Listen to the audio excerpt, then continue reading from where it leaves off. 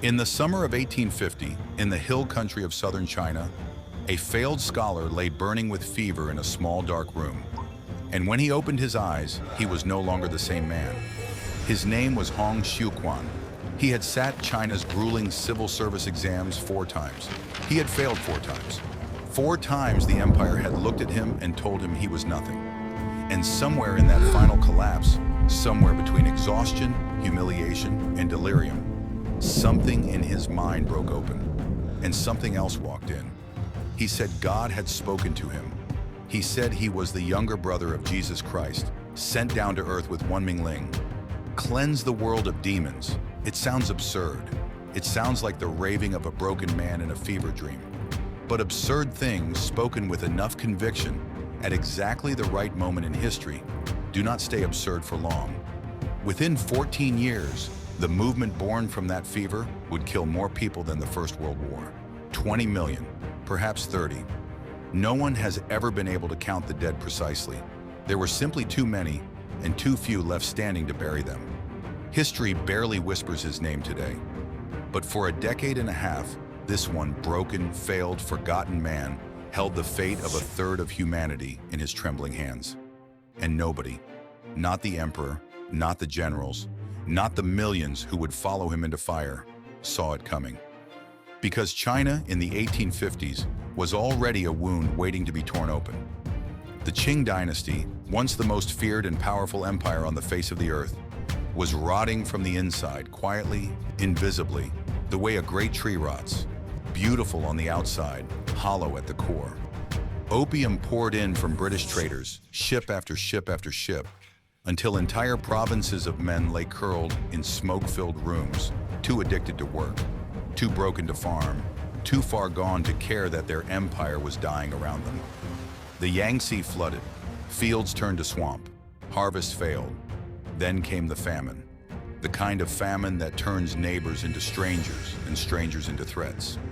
Taxes climbed, wages collapsed, and millions of ordinary people, farmers, laborers, mothers, sons, watched their emperor grow more distant, more indifferent, more useless with every single year. And desperation, when it has absolutely nowhere left to go, starts looking for a prophet. Hong Xiuquan gave them one. He preached a strange, self-invented Christianity. One God, one family, land shared equally among all, opium banned, foot-binding banned, prostitution banned, women fighting shoulder to shoulder with men in a world that had never once let them hold a weapon. To a peasantry crushed under corrupt landlords and a crumbling, indifferent throne, this did not sound like heresy. We must find a way to sounded like the survive only this hand together. reaching down into the dark. If we stand He united, called his movement the we have a Taiping chance. Tianguo, the Do not heavenly lose kingdom hope. of great peace. Remember that name. Remember it carefully. Because before this story is over, that name, Great Peace, will feel like the cruelest joke in Chinese history. By 1851, Hong had an army. Not soldiers in the way the world understood soldiers. No uniforms, no formal training, no royal banners. Just the poor, the landless, the starving, the furious. Tens of thousands of them, then hundreds of thousands, bound together not by discipline, but by belief. And belief, it turns out, can be a far more dangerous weapon than steel. They marched north, and city after city after city fell before them, not always through brilliant strategy, but through sheer terrifying conviction.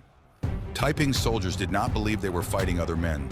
They believed they were fighting demons. And you cannot negotiate with a man who thinks you are a demon.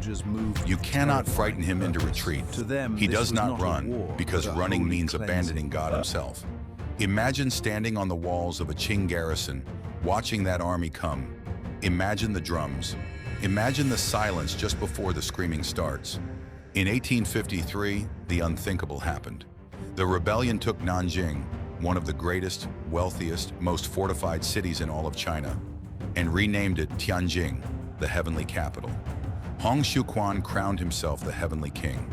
For one breathless, impossible moment, it looked as though an entirely new empire was rising out of the ashes of the old one. Bells rang, banners flew, and behind the palace walls, Hong surrounded himself with concubines, gold, silk, and unimaginable luxury. While just beyond those same walls, The war he had personally unleashed was already devouring the countryside whole, village by village, family by family, like a fire that no longer needed the man who lit it. Because this was never ever going to stay contained. The Qing dynasty, terrified of losing what they called the mandate of heaven, the ancient belief that only a righteous ruler holds the right to rule, threw everything they had left into crushing the rebellion.